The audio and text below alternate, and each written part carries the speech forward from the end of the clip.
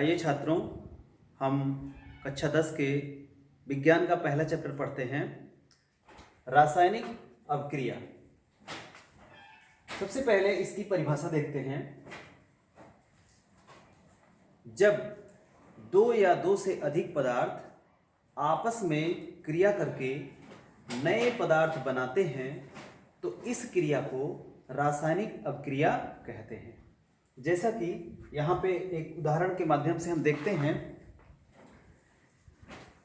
एक पदार्थ है हाइड्रोक्लोरिक अम्ल और एक पदार्थ है सोडियम हाइड्रोक्साइड। ये आपस में क्रिया करते हैं। इनके क्रिया करने के बाद इधर जो बन रहा है सोडियम क्लोराइड और हाइड्रोजन बन रहा है। इस पूरे क्रिया को हम रासायनिक अभिक्रिया कहते हैं। रासायनिक अभिक्रिया में दो पक्ष होते हैं। जो अभिक्रिया में भाग लेता है, अभिक्रिया में भाग ले रहे हैं ये, तो इन्हें अभिकारक कहेंगे। और अभिक्रिया के बाद बनने वाले पदार्थ को हम उत्पाद कहेंगे। इसके बाद हम देखते हैं रासायनिक अभिक्रिया के प्रकार। तो रासायनिक अभिक्रिया के बहुत से प्रकार हैं। हम यहाँ पे मुख्य प्रकार को पढ़ेंगे। सबसे पहले योगात्मक अभिक्रिया। योग सब लोग जानते हैं। योग का अर्थ होता है जोड़ना। वह रासायनिक अभिक्रिया जिसमें दो या दो से अधिक पदार्थ आपस में क्रिया करके केवल एक पदार्थ बनाएं। वह रासायनिक अभिक्रिया जिसमें दो या दो से अधिक पदार्थ आपस में क्रिया करके केवल एक पदार्थ बनाएं, तो ऐसे अभिक्रिया को योगात्मक अभिक्रिया कहते हैं या संयोजन अभिक्रिया कहते हैं।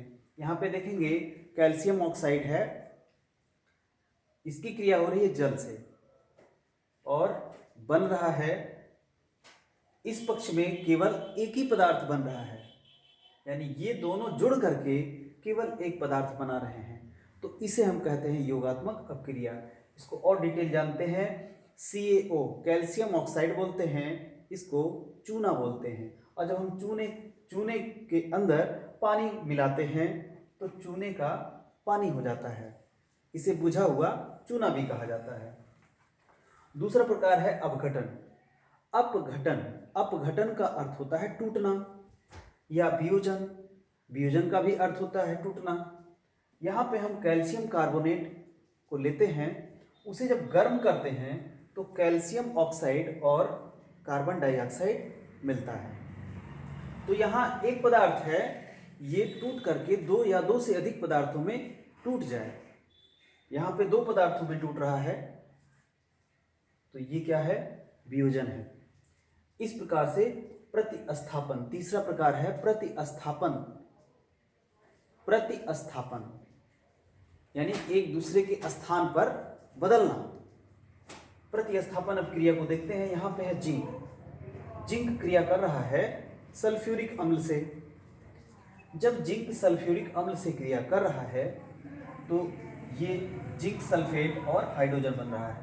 इसकी परिभाषा हम देखते हैं कि जब वह रासायनिक अभिक्रिया जिसमें अधिक क्रियाशील कम क्रियाशील को हटाकर स्वयं उसका स्थान ले लेता है, तो इसे हम प्रतिस्थापन अभिक्रिया कहते हैं। जैसे ये जिंक जो है अधिक क्रियाशील है, यहाँ जो सल्फ्यूरिक अम्ल है इसमें हाइड्रोजन को हटा देता है, हाइड्रोजन को हटाएगा और यहाँ पे जिंक आ जाएगा। तो जब यहाँ आ जाएगा तो ये हटेगा, तो यहाँ इस पक्ष में हम देखते हैं, यहाँ हाइड्रोजन की जगह क्या आया है? जिंक आया है। और यहाँ पे क्या था? हाइड्रोजन। वो हाइड्रोजन निकल के इधर आ गया। इसके बाद हम देखते हैं उपचयन अपचयन अभिक्रिया। उपचयन अपचयन अभिक्रिया, यहाँ पे हम देखेंगे जो उपचयन अपचयन अभिक्रिया है, अगर किसी रासायनिक अभिक्रिया में वह दोनों क्रिया हो रही है, उपचयन भी हो रहा है और अपचयन भी हो रहा है, तो इसी क्रिया को हम रेडॉक्स अपक्रिया भी कहते हैं। इसका उदाहरण हम लेते हैं। पहले परिभाषा देखते हैं, उपचयन क्या होता है। किसी रासायनिक अपक्रिया में अगर किसी पदार्थ में ऑक्सीजन का संयोग हो रहा है, ऑक्सीजन का संयोग हो रहा है, तो इसे हम क्या कहेंगे, उपचयन कहेंगे। और अगर किसी पदार्थ से ऑक्सीजन निकल रहा है तो हम फिर क्या कहेंगे, अपचयन कहेंगे। तो एक ऐसा उदाहरण लेते हैं जिसमें दोनों क्रिया हो रही है। हम यहाँ लेते हैं संतुलित रिएक्शन है 2CuO और इसकी क्रिया कराते हैं, ये कैल्शियम ऑक्साइड है, इसकी क्रिया कराते हैं हाइड्रोजन से क्रिया कराते हैं। तो हम यहां देखते हैं क्या हो रहा है कि कॉपर अलग हो गया और हाइड्रोजन के साथ ऑक्सीजन आ गया। यहां पे देखेंगे इस पदार्थ से, कॉपर ऑक्साइड से ऑक्सीजन निकल गया, तो यहां पे क्या हो गया, कॉपर का क्या हो गया, उपचयन हो गया। यहां पे हम इसको कहेंगे, इसका क्या हो गया, उपचयन। जबकि यहाँ हाइड्रोजन है और इस पक्ष में देख रहे हैं, इसमें जाके हाइड्रोजन में ऑक्सीजन जुड़ गया है, तो इसका क्या हो गया, अपचयन।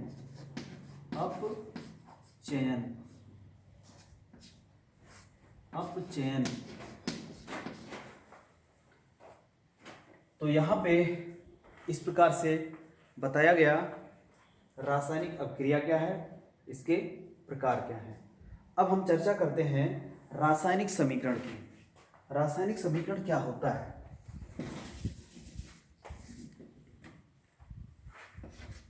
रासायनिक समीकरण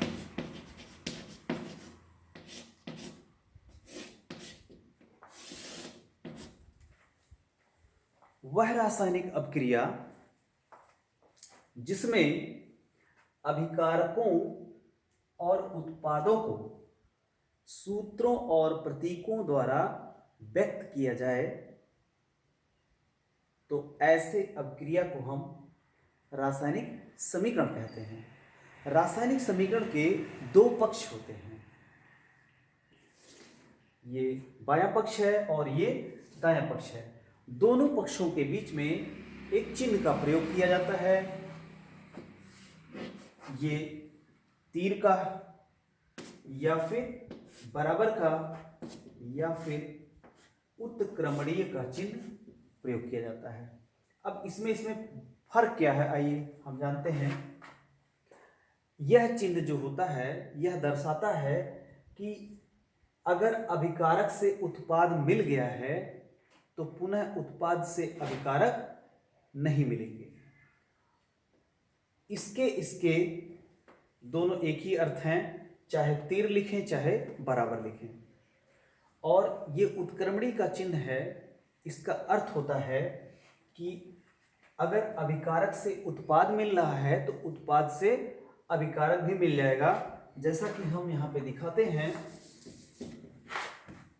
मान लेते हैं कि ये हाइड्रोजन है और ये ऑक्सीजन है, आपस में क्रिया करके जल बनाते हैं। इनको हम संतुलित कर दें तो इस प्रकार से हाइड्रोजन और ऑक्सीजन जब आपस में क्रिया करते हैं तो जल का निर्माण होता है। हम जल से चाहें तो पुनः हाइड्रोजन और ऑक्सीजन में तोड़ सकते हैं। इसको हीट करेंगे तो हाइड्रोजन और ऑक्सीजन में टूट जाएगा। यहाँ पे दूसरा उदाहरण लेते हैं, नाइट्रोजन को हाइड्रोजन से क्रिया कराया तो अमोनिया का निर्माण हो गया, अमोनिया गैस का निर्माण हो गया। ये अमोनिया गैस है यहाँ भी, और इसको, ये अमोनिया है, अमोनिया से पुनः हम नाइट्रोजन और हाइड्रोजन प्राप्त कर सकते हैं। तो ये चैप्टर है, आप इसको दोहराएंगे, मुझे आशा है कि समझ में आया होगा। Thank you. आप बोर्ड पे है, कुछ नोट करना चाहें तो नोट भी कर सकते हैं।